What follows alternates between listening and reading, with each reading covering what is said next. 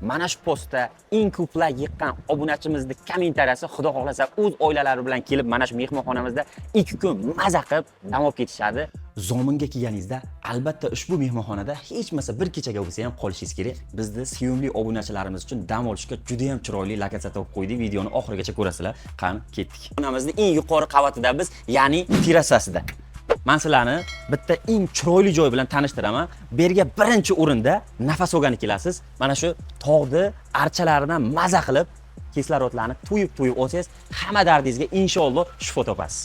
Agar terrasasida sovqatsangiz, mana shunday restoran ham mavjud. Bu eng yuqori qavatida bo'ladi. Ko'rib turibsizlar, ozon terapiya, xullas hamma lecheniyalar ichida ekan mana. Tuzg'origacha, massaj, ozon terapiya, issiq toshlar massaji, xullas kalom hamma sharoit bor. Faqat kelib maza qilib yashab berishingiz kerak. Shunday oynasini ochib, mana shunday toqqa qaragan o'zini mo'jazgina terrasalari ham mavjud.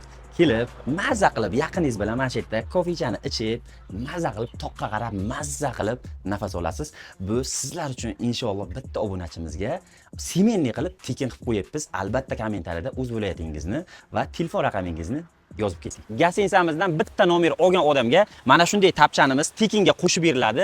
Tapchanimizning oldidan esa soylari va tog'lari bor. Aniq lokatsiyasi Telegram kanalda bo'ladi.